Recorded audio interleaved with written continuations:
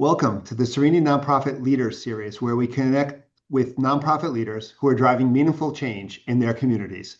I'm your host, Ken Cerini, and today's conversation focuses on an important shift in the nonprofit sector, designing programs with communities, not just for them. Joining us is Eileen Minogue, Executive Director of the Book Fairies. What began as a grassroots effort has grown into a powerful regional initiative, advancing literacy and access to books, all while building strong collaborative relationships with the communities they serve. Eileen brings a thoughtful, community-centered approach to her work, and today she'll share how co-design, partnership, and listening can lead to deeper, more sustainable impact. Eileen, we're so super happy that you're here today sharing your information with us. So let's dive in. So Book Fairies has grown from a grassroots idea into a major regional literacy engine. What moments early in your leadership journey shaped how you approach building programs with communities rather than simply delivering services to them?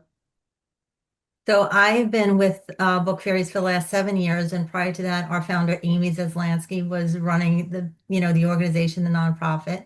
And I know when I first came in here, we were doing 400,000 books distributed. We were pretty much an all volunteer run organization. And I remember going to one of the first community book fairs, and one of the kids was super excited that we were back and said, "Oh, the book fairies are back." I said, "Well, when were we here last?" And he said it was like 3 years ago. The kid was in fourth grade, maybe he was in first grade at the time. And I realized at that moment that we were just, for some schools, we were just dumping the books and running. Like in that respect, just providing the books. So at that point, I realized that we might want to do a different type of programming. And that was in collaboration with certain school districts and asking them what they needed. And what they needed was 10 books for every kid in that class year over year, not just once a year and 3 years later. So that's the Building Home Libraries program that we started about 6 years ago after I came. But the mind shift is, we want to build programs with the communities, not just for them. And that's what we try to do is we have conversations with the educators and see what their needs are and how we can support them in that.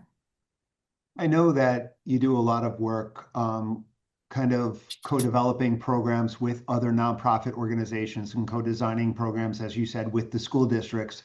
What does that look like in practice? How do you ensure that the communities you serve are kind of actively influencing what you deliver, right? I mean, so you have your product, you have your books and stuff, but how do you kind of work out what it is they actually need? How do you develop that kind of bond and collaborative approach with them?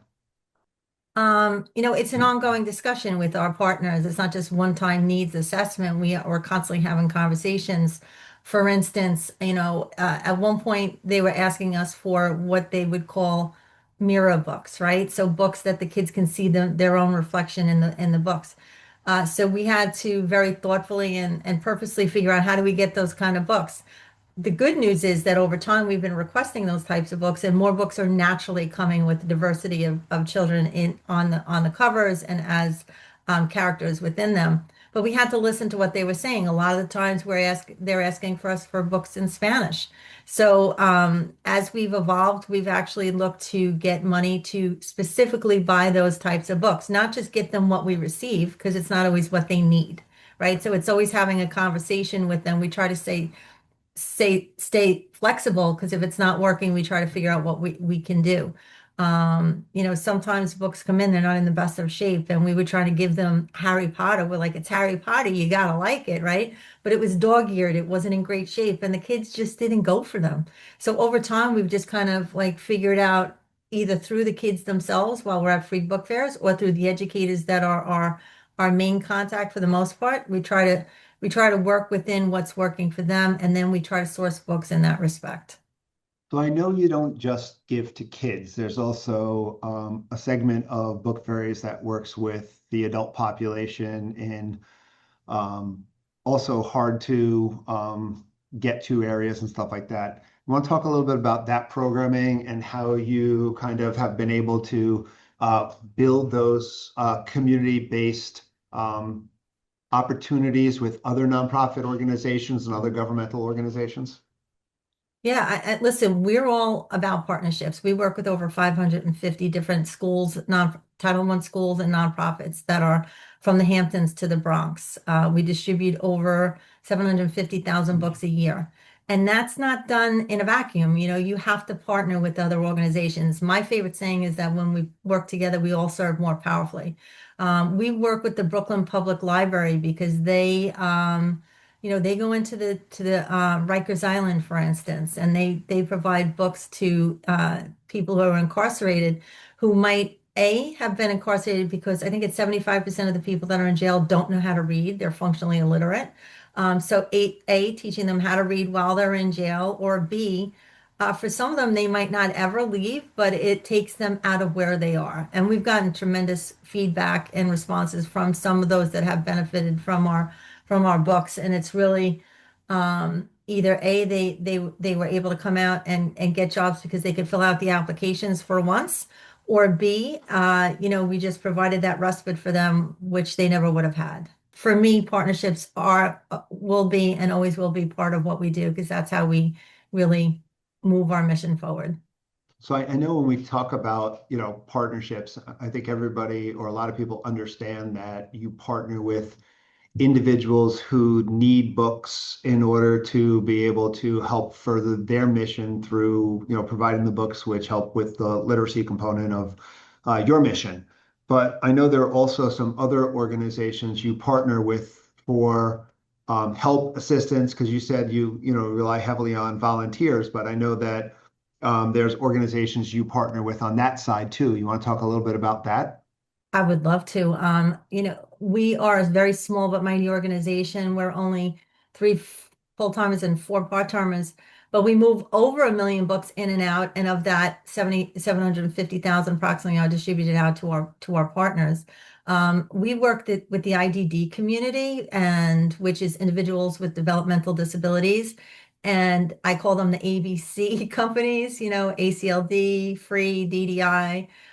They're all tremendous partners of ours, and they have these wonderful individuals who might be differently learning, and they are able to provide services to us by picking up the books and dropping off the books to allow us to move that many books a year.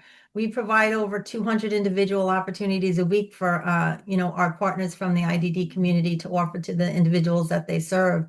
And I always call them secondary, tertiary benefits, but they're really impactful benefits, right? We hear from our partners that there's one week when we were closing, they said, well, we don't have to work. We have nowhere to work next week, right? Or for them, it's really, they know it. They know that they're making an impact in their community. And for them, it's very meaningful to them. And it's truly impactful to us. And it makes a big difference to our community because it enables us to move that many books a year. Now, you had mentioned earlier, I think you said 500 partnerships that you Mhm. have. How do you keep all of those? It's like juggling. How do you keep all of those partnerships kind of functioning effectively so that you are getting that um, community relationship, across the board and actually being able to, um, make a difference with each one? And how do you evaluate which ones are effective, which ones aren't, and decide what you're going to do with those relationships? Listen, some are stronger than others. Some, it depends. To me, sometimes it depends on who's in the administration, if it's in a school or if it's in an organization, and how passionate they are about, making sure the books are getting into the hands of the kids that they served or the adults that they serve. We have one program manager that really manages those relationships, and it really comes down to how we try to communicate with them. When they come, we open up our book bank once a month. We just did it this most recently, and we gave away our 6 millionth book since inception. And we invite up to 180 educators to come to the book bank and take as many books as they want. And when they come in there, our volunteers on the other end are treating them with respect and all kinds of support. We try to make sure that we give them everything that they need when they're coming in. And we hear from them. The feedback that we get from them is that they're getting resources that they wouldn't have had or they would have had to pay for, or when they come in, they get so much help and offering of, you need these books, we'll find these books for you. Or even if it's we're delivering books to their school, that they don't have to come out and get them. It's a resource that they wouldn't otherwise have. You're talking about individuals who are doing their job and they don't have the resources they need. Could you imagine you're an accountant, you go in and you don't have a calculator, you don't have pencils, and you have to go out and get all those things just to be able to start your job every day. Or you're working with, you have new people, interns that are coming in, you don't have what you need to have them do their job. That's exactly what we're providing. We're providing them the resources that they need to do their job every day. And they're coming to us on their days off. And I think that they appreciate our resources. They appreciate our passion for what they're doing. We're here to serve them, right? We're the middle person. We don't always get to see that end line result, which is a problem we have when we talk about data and recovery. But those are our feet on the street, right? They're the ones that are doing the hard work. They're the teachers that are in there. They're the preschools. They're the homeless shelters. We do a feed your brain, feed your belly, right? So we're working with the food pantries and they're so grateful because it's just resources. It's trying to create a cultural literacy anywhere we can. And if you're in that business, you want to work with us, right? Because we're giving you free resources. As I said before, it's money that they don't have to spend, but it's also we're all working more powerfully together. And it's a very upbeat, positive thing because we're taking books from people who don't necessarily need them anymore. And it gets them off of their shelves. They're not putting them from boxes from this apartment to that apartment. So it's upbeat everywhere we go. There's just nothing negative about it, just so positive. And I think that that's what enables us to keep these partnerships going.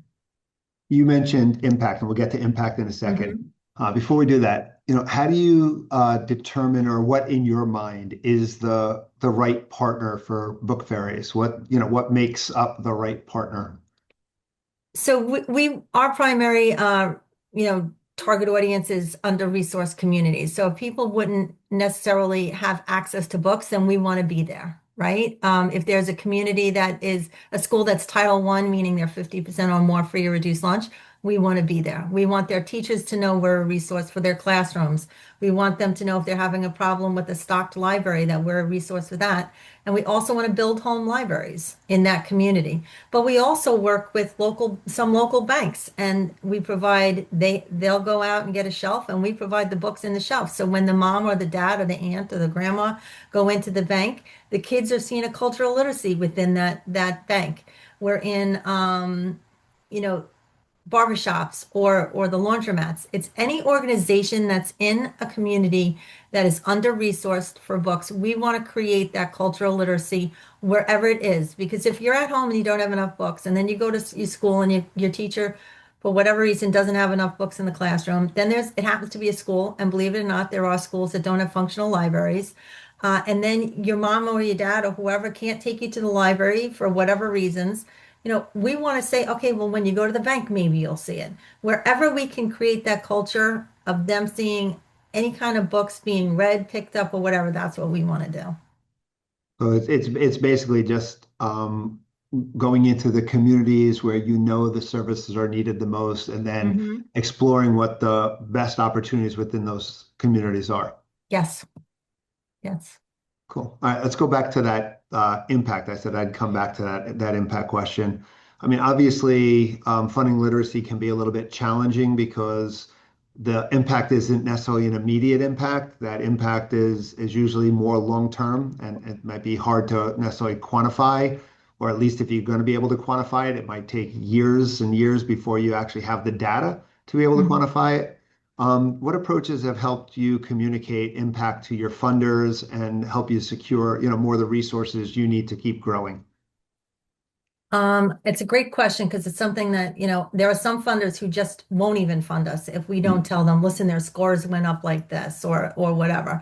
And then there are others that get it that you need a tool to read, right? The mere presence of a book is going to help them to learn to read.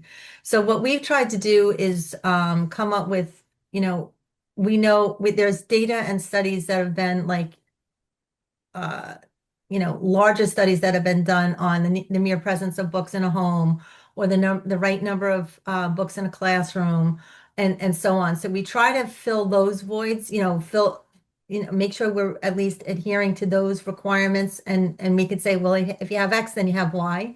That's one way that we're able to do it. But we also get qualitatives, results. Teachers who are coming to us, they're telling us the number of books that they've given to a kid, the fact that kids have gone up from level, an A to an F or stuff, in a good way, an A level to an F level on a reading level. And we try to get those kind of things, and we ask for surveys, and we get that information from the teachers. But listen, as I said before, we're the middle person, and we don't always have access to that data. And the other thing is we're only one piece of the puzzle, right? So you can have access to books as part of the problem, but if reading isn't a culture in the family, then maybe that's a problem. Or if you have a teacher who just isn't interested in having more than 50 books in her library, then the library isn't fully stocked in the classroom. So we're just one piece. So we can't say that we've changed this. But we do know, based on longitudinal studies that are out there, that X means Y, and we do fill that void. So it's some of it is that feedback coming from your partners who are be able to effectively communicate the impact you're having. Mm-hmm. Cool. Yeah. Um, I know that a lot of times you hear about board engagement, and board engagement is an issue with a lot of nonprofit organizations. So how have you engaged your board to support this community-centered approach that you guys are taking in order to kind of align governance with that, on the ground needs that you have in terms of that community-based approach? Listen, no truer words. To me, a board can make or break an organization. It truly can.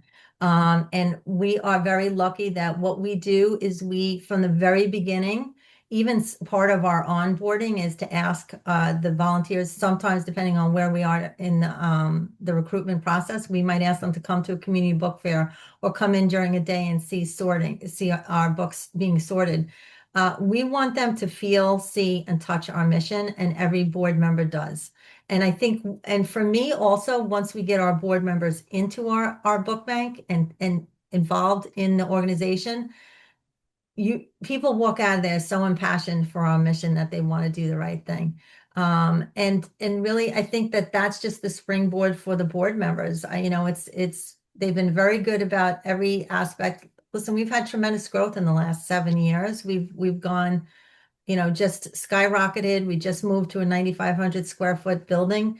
That doesn't happen, by one person alone. It happens by good management, management from the board, managing what's happening and what's our North Star. And then for me and the team to follow what that North Star is. One of our goals was to get a van. That year we got a van and we got it fully paid for. The next year, it took us 3 years, but to get the larger building.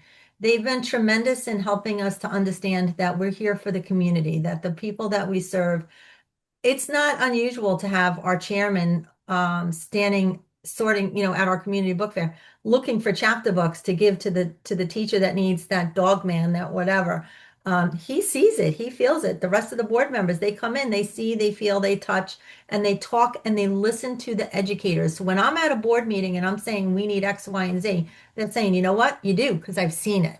And to me, that's tremendous. There aren't many boards, in my opinion, that are that hands-on and that impassioned about what our partners need. And I think that that's the reason why we're as successful as we are. Yeah, I think it's important because the fact that they're able to see, feel, touch, smell, whatever, what the organization truly does and the impact it's having, it does definitely helps to keep them engaged in the process. They truly understand, or they understand that there's a direct correlation to the decisions they're making and the lives that are being changed. Mm-hmm. And just trust in that the operations are working, that we've had such growth that obviously something's working, right?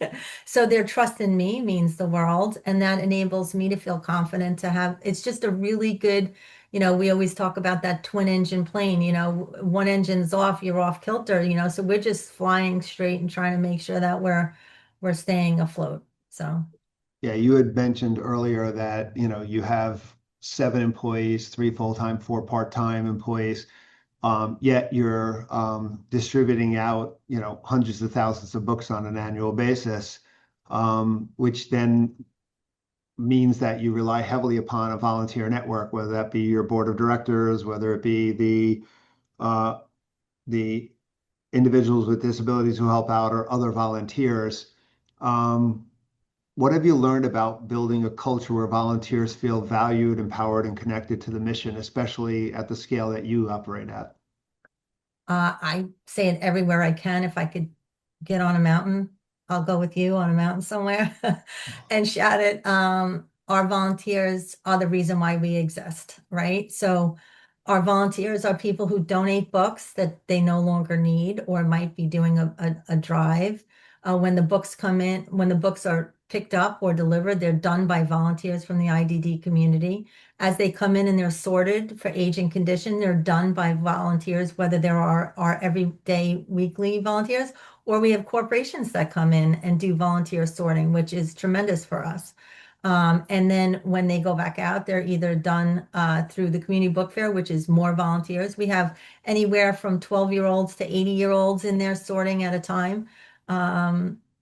It's very odd and difficult and challenging at times to run a business, a nonprofit business, when the bulk of what you need done has to be done by volunteers. It's a really thin line that I walk, that our team walks, because we're asking a lot of them. It's a lot that we ask.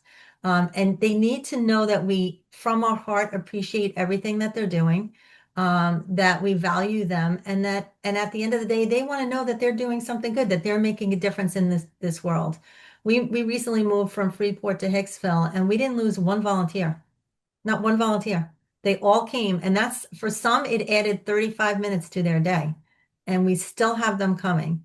And I think that that's an incredibly valuable opportunity for us. And um, you know, they're part of our heart, they're part of what we do, and they're part of the mission. And I believe they feel it. They have a say. We have volunteer meetings. We make sure that, we listen to them. Like our partners, you can't just go to volunteers and saying, this is what I want. They're not my staff. They're volunteers, and they could choose to go to a beach versus coming to us any day. So I need to make sure that they feel valued, that they want to come in, and that they're getting something out of it, and that they feel that there's a purpose for them to be there. And that's really, I think, the success for our entire team feels that way about the volunteers. You brought up a interesting point in there talking about volunteers. You talked about the fact that you listen to your volunteers, but then you also mentioned you listen to your partners. Um, how much of an influence do your partners have in some of the programming that takes place with your organization? Some of, how you go about, distributing books or any of that stuff. I understand that they're heavily involved in the books that they want or they're looking for, but in terms of designing maybe how some of that programming looks, how much input do they have? I mean, everything's within reason, right? I'll listen to anything because I always feel like different lenses, different, ideas.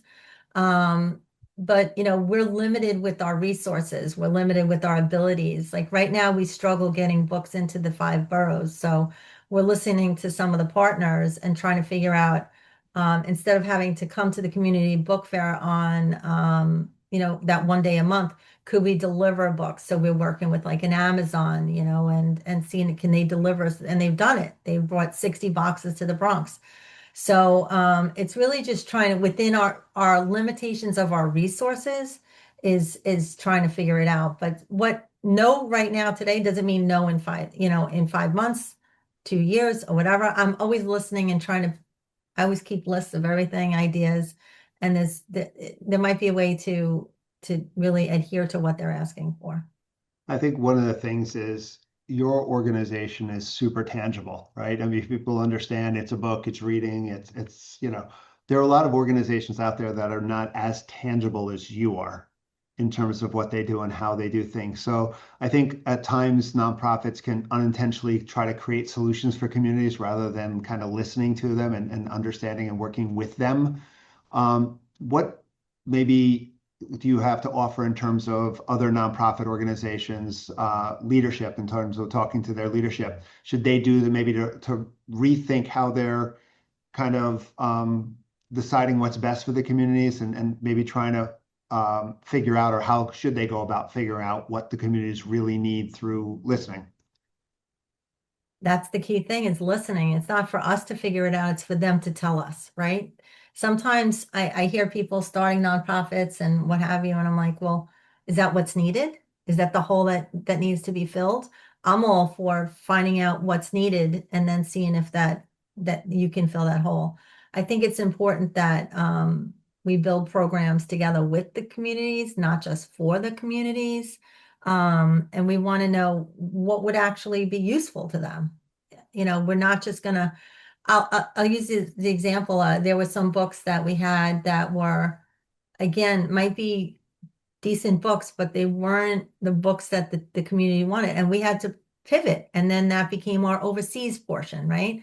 So they're books that are well loved, but still have a story to tell. And we tried to give them out here on Long Island in the 5 boroughs, and they just were not going. But they're still good, and we found a place to give them out. But we listened. I think you have to be a thought partner with the people that you're working with. It's hard because we have so many different partners, but we give them opportunities through surveys to give us feedback. And we do go through those surveys and we do listen to them, and we try to, if there's something we can implement, we try to implement it. Again, we're small, but we've been able to come up with some very crafty ways of adhering to what some of the requests have been. So we have a couple minutes left. Mm-hmm. So if you look ahead, I mean, what innovations or new directions excite you most for the Book Fairies, and how do you see community participation shaping the next chapter of the work that the Book Fairies does? I mean, for me, I'm excited that we're much stronger and more sustainable than we've ever been as an organization, because we just moved to our 9,500 square foot space. We have real budgets and committed funders who are helping us to transform what we never had before. I think it's allowed us to grow from a grassroots organization that's doing good to a fully recognized nonprofit organization that has the structure to do even more. I mean, that to me is really important. I've always wanted to make sure that we were sustainable.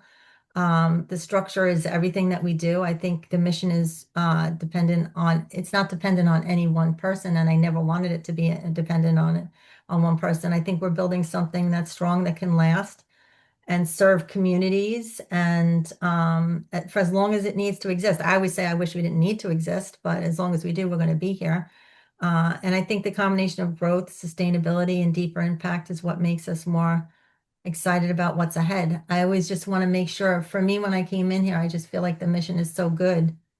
And now we have so much in place. We've come so far, and I feel like we have so much more ahead. Listen, we just did 6 million books, but here's to the next 6 million. And I hope that they come faster and sooner, than the last ones did.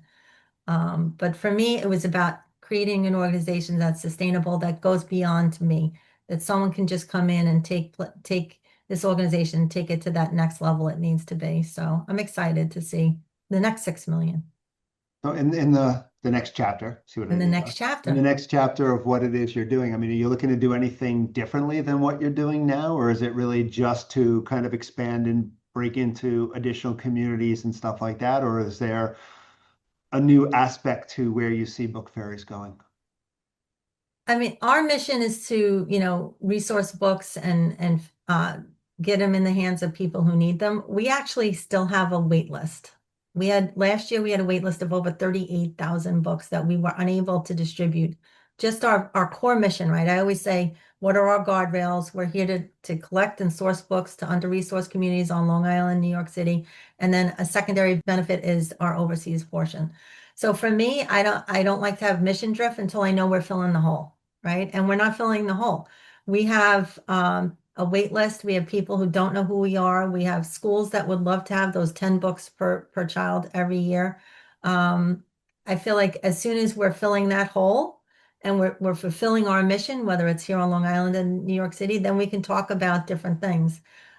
Listen, we've had people talk to us about bookmobiles. Is that a way that we can do it? And a lot of different opportunities for us to get funding, whether it's selling books and what have you. But all of that takes time, resources, money, funding. And right now, I just want to focus on our mission. I'm trying to really stay within no mission drift, within our guardrails, and get those books in the hands of our neighbors in need. That's our mission, and that's the way I see us for at least the near future. All right, last question. We talked a lot about collaboration, partnerships, and everything else with other nonprofits, with the organizations that you provide books to. But what about your corporate partners? Uh, I would love to discuss our corporate literacy challenge. First of all, we have great corporate partners in a lot of different ways. They can get involved, whether it's running a book drive, they can come in and sort books in our warehouse. They can, which is, a small fee. They can sponsor events that we do. There's so many ways that corporations can come in. I always say wrap their arms around our mission. And then we have our corporate literacy challenge, which has been in collaboration with Cerini and Associates, and we're just getting ready to celebrate our 300,000 books together. And I would love for people to see our partnership, our collaboration is something that they should be engaging in as well, because it's something that you and your team, you and your entire team have embraced and supported in every ounce of what you do in your job, right? So some might know it, some might not know it, but for every partner that you go out, or every Every billable hour. yeah, you're helping to put a book in the hand of a kid. And to me, that's so powerful. And one of the things that I liked about it was that if you're not doing well, you don't feel hamstrung that I gotta give them a check, even though I'm not doing well myself. And those months when you are doing well, you're able to give us a little more. So I feel like it's a true partnership in that you do well, we do well. And also I think that more companies should think like that, in investing in a mission where you're actually feeling the impact of what you're doing. 300,000 books is a lot of books, and it's a lot of money that you guys have given us over the years, but it's thousands and thousands of children that have had just one of those books could have changed the trajectory of a child's life. And that, to me, from you, I think it's the culture from you down to all of your employees. I think it truly makes a difference. And I wish more people would be like Cerini and Associates and really embrace, not just Book Fairies, but any nonprofit that they feel passionate about. That sustainable month-over-month money makes a huge difference to a nonprofit of our size. Huge difference. It helps me to make the difference between, am I going to get a 9,500 square feet with a larger bill, or am I not? Like, those kind of things really make a difference. And I think that you guys set an example, and I really wish that there were more people and organizations that understood that that challenge is doable, it's sustainable, and it's absolutely impactful for both the nonprofit and the people that they serve. Yeah, it's baking it into our DNA, which is, I think, what's important. It's part of our mission. But look, I thank you for the kind words, but and I also thank you for sharing your thoughts and insights and the incredible work that you guys are doing over at Book Fairies. It's clear, obviously, that your commitment to collaboration, community voice, and long-term impact is making a meaningful difference, not just in the access of books, but in strengthening the entire ecosystem around literacy, which is very, very important. So I just want to thank you, Eileen, for doing this today, and I want to thank our listeners for joining us for this episode of the Cerini Nonprofit Leaders Series. We hope today's conversation gave you practical ideas and fresh perspectives on how to deepen your impact by engaging the communities you serve. If you enjoyed this episode, be sure to subscribe and share with a colleague or fellow nonprofit leadership. Until next time, I'm Ken Cerini. Thanks for listening. Thank you for having me.